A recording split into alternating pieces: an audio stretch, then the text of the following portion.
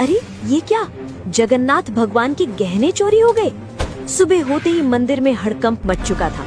मंदिर के कैमरे तुरंत चेक किए गए, पूरी रात की रिकॉर्डिंग देखी गई, लेकिन हैरानी की बात ये थी कि किसी भी कैमरे में कोई आता हुआ या जाता हुआ नहीं दिखा। पुरी के उस पुराने मंदिर में एक बच्चा रहता था। कोई बाहर वाला देखे तो सोचे कि मंदिर में बच्चा कैसे रह सकता है, लेकिन जो लोग वहाँ रोज आते थे वो जानते थे कि ये बच्चा मंदिर का ही हिस्सा था। उसका कोई नाम कागजों में नहीं था, न माँ थी, न बाप, न कोई पहचान। लोग उसे बस मुगु कहकर बुलाते थे। मुगु की उम्र कोई 8 या 9 साल रही होगी। फटे कपड़े, नंगे पैर और आंखों में एक अजीब सी शांति। वो मंदिर में ही सोता था, मंदिर में ही भूखा रहता था और मंदिर में ही हंस लेता था। जब कोई उससे पूछता कि तेरा घर कहाँ है, तो वो बिना सोचे सीधा भगवान जगन्नाथ की मूर्ति की तरफ देखता और कहता, यही जहाँ जगन्नाथ जी रहते हैं। लोग इसे बच्चों की मासूमियत समझते थे, लेकिन मुगु मजाक नहीं कर रहा होता था। मुगु भगवान जगन्नाथ को भगवान नहीं मानता था, वो उन्हें अपना सबसे अच्छा दोस्त मानता था।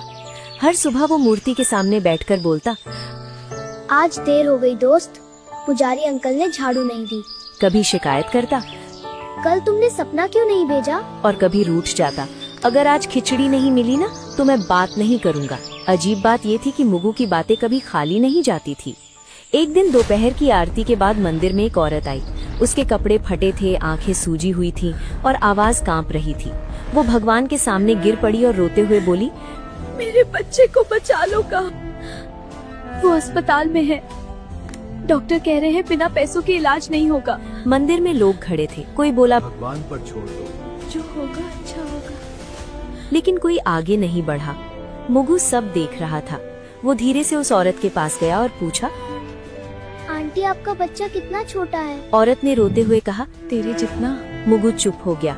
उस रात जब मंदिर बंद हो गया और सब लोग चले गए, मुगु अकेला भगवान के सामने बैठा रहा।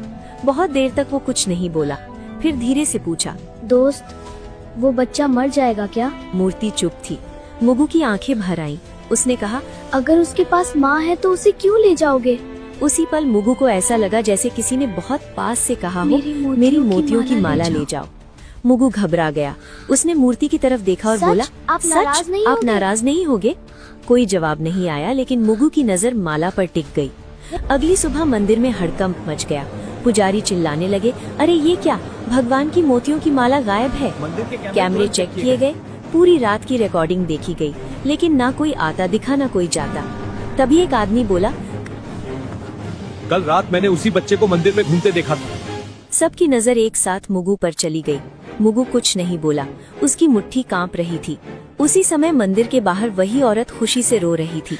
वो सबको बता रही थी कि किसी ने भगवान की माला बेचकर उसके बच्चे का ऑपरेशन करवा दिया।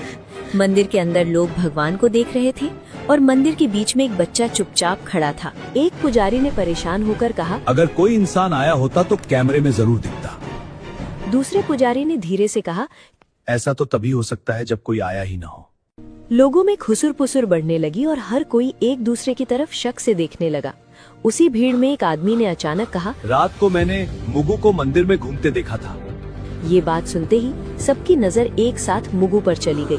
मुगु उस समय मंदिर के एक कोने में खड़ा था और उसे समझ नहीं आ रहा था कि सब लोग उसे ऐसे क्यों देख रहे हैं। एक आदमी ने सख्त आवाज में पूछा, तू रात को मंदिर में क्या कर रहा था?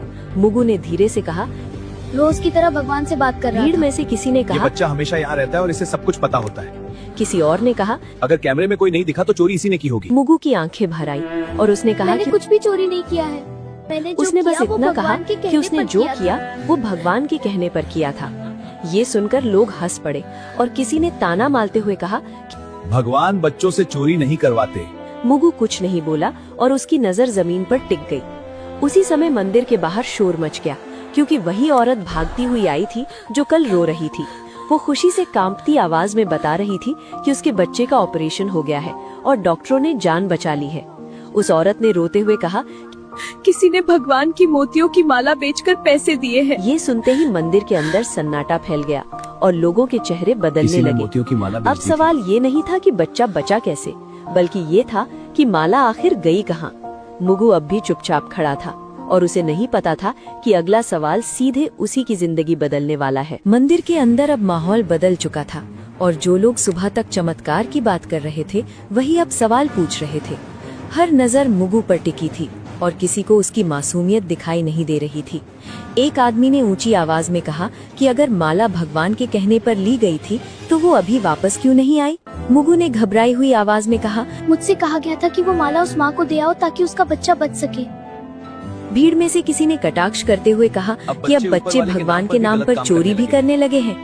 दूसरे आदमी ने कहा कि ऐसे बहाने हर चोर बनाता है। मुगु ने रोते हुए कहा कि वो झूठ नहीं बोल रहा है और उसने कुछ भी अपने लिए नहीं रखा। उसने कहा कि अगर माला चाहिए तो वो भगवान से पूछ ले कि सच क्या है। ये बात सुनकर पुजारी भी असहज हो गए क्योंकि कोई भी भगवान से सवाल नहीं करना चाहता था। मुख्य पुजारी ने कड़े शब्दों में कहा कि जब तक सच्चाई सामने नहीं आती तब तक बच्चे का यहाँ रुकना ठीक नहीं होगा। तब तक बच्चे को मंदिर में नहीं रहने दिया जाएगा। मुगु को जैसे ही ये बात समझ आई, उसका चेहरा सफेद पड़ गया। उसने डरते हुए पूछा कि क्या अब वो भगवान के पास भी नहीं रह सकता? किसी ने जवाब नहीं दिया और दो आदमी आगे बढ़कर उसे मंदिर के बाहर ले गए। मुगु बार बार पीछे मुड़कर भगवान की मूर्ति की तरफ देख रहा था, जैसे किसी जवाब का इंतजार कर रहा हो। मंदिर के बाहर उसे पत्थर की सीढ़ियों पर बैठा दिया गया और कहा गया कि यहाँ से कहीं मत जाना। धूप तेज थी और मुगु को प्यास लग रही थी, लेकिन किसी ने पानी तक नहीं दिया। अंदर मंदिर में पूजा फिर से शुरू हो गई और लोग भगवान से सुख शांति की प्रार्थना करने लगे। बाहर एक बच्चा चुपचाप बैठा था, जिसे समझ नहीं आ रहा था कि उसने गलत क्या किया। मुगु ने खुद से कहा, अगर भगवान ने कहा था तो फिर सजा मुझे क्यों मिल रही है? उसकी आंखों से आंसू गिरने लगे और वो पहली बार भगवान से बिना बोले सवाल कर रहा था। उसी समय मंदिर के अंदर अचानक हवा तेज चलने लगी और दीपक की लौ हिलने लगी। कुछ लोगों ने इसे भगवान की नाराजगी कहा और कुछ ने इसे महज हवा का झोंका मान लिया। मुगु अब भी सीढ़ियों पर बैठा भगवान की तरफ देख रहा था और उसे नहीं पता था कि ये चुप्पी आने वाले तूफान की शुरुआत। शाम होते ही मंदिर के समिति की बैठक बुलाई गई, क्योंकि मामला अब सिर्फ माला का नहीं रहा था। लोग बाहर खड़े थे और अंदर ये तय हो रहा था कि एक अनाथ बच्चे के साथ क्या किया जाए। एक सदस्य ने कहा कि अगर आज सख्ती नहीं दिखाई गई तो कल हर कोई भगवान के नाम पर कुछ भी उठा लेगा। दूसरे ने कहा, बच्चे को बाहर रखने से मंदिर की शांति बनी रहेगी। मुख्य पुजारी चुप बैठे थे और बार बार भगवान की मूर्ति की तरफ देख रहे थे। आखिर उन्होंने भारी आवाज में कहा कि जब तक माला वापस नहीं आती, मुगु मंदिर में नहीं रहेगा।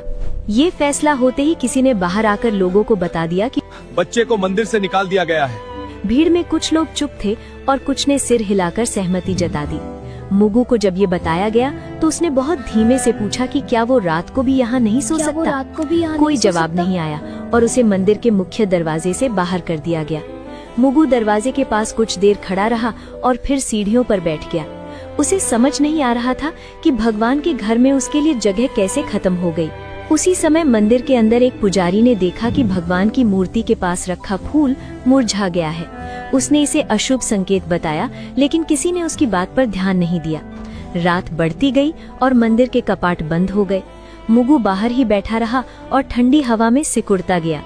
उसने खुद से कहा कि शायद भगवान उसे आज रात जवाब देंगे, लेकिन बहुत देर तक कुछ नहीं हुआ और सिर्फ घंटियों की दूर की आवाज सुनाई देती रही। उसी रात शहर में एक अजीब सी खबर फैलने लगी कि अस्पताल में उस बच्चे की हालत अचानक बहुत सुधर गई है। डॉक्टर कह रहे थे कि इलाज उम्मीद से कहीं ज्यादा असरदार रहा। लोगों ने इसे भगवान की कृपा कहा और कुछ ने मंदिर में फिर से दान देने की बात की। किसी ने ये नहीं पूछा कि उस कृपा की कीमत किसने चुकाई। मुगु को इस खबर की कोई जानकारी नहीं थी और वो बाहर बैठे बैठे सो गया। उसके चेहरे पर डर नहीं था, बल्कि थकान थी, जैसे उसने बहुत भारी बोझ उठा लिया हो।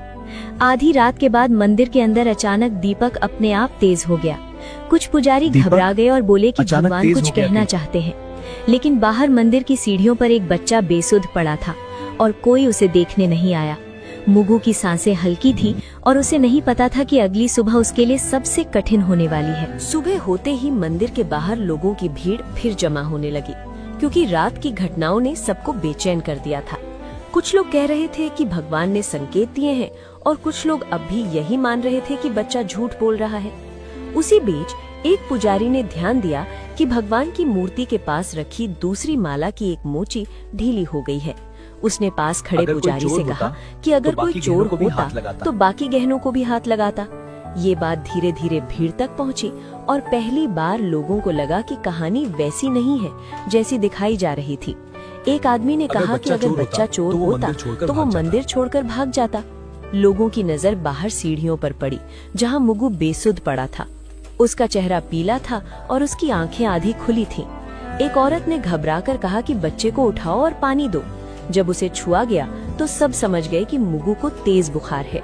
मुगु ने बहुत धीमी आवाज में कहा कि उसने गलत कुछ नहीं किया है। उसने बस इतना कहा कि भगवान ने कहा था कि किसी की जान बचाना सबसे जरूरी है। ये सुनकर कुछ लोग चुप हो गए और कुछ की आंखें झुक गई। मुख्य पुजारी आगे आए और पहली बार उन्होंने मुगु की बात ध्यान से सुनी। पुजारी ने उससे पूछा कि भगवान ने तुझसे और क्या कहा था। मुगु ने कांपती आवाज में कहा, भगवान ने कहा था कि सच सामने आने में समय लगता है। उसी समय अस्पताल से एक आदमी मंदिर पहुंचा जिस बच्चे और का उसने ऑपरेशन हुआ बताया था कि उसकी जिस हालत अब बच्चे पूरी का तरह ऑपरेशन ठीक है। हुआ था उसकी हालत अब पूरी तरह ठीक ऑपरेशन है। के पैसे उसने अचानक ये मिल भी गए कहा थे। कि ऑपरेशन इसलिए के डॉक्टरों ने पैसे बिना देर अचानक किए इलाज मिलने शुरू से कर दिया। डॉक्टरों ने तुरंत इलाज शुरू कर दिया था। अब मंदिर में सन्नाटा था और लोग एक दूसरे को देखने लगे। सबको समझ आ रहा था कि अगर माला न गई होती तो शायद वो बच्चा आज जिंदा न होता। लेकिन सवाल अब भी वही था कि माला मंदिर से बाहर कैसे गई। क्या मंदिर के लोग बच्चे की सच्चाई जान पाए? बच्चा क्या ठीक हो पाया? आगे जाने के लिए कमेंट करें पार्ट 2 और लिखें और लाइक सब्सक्राइब करें।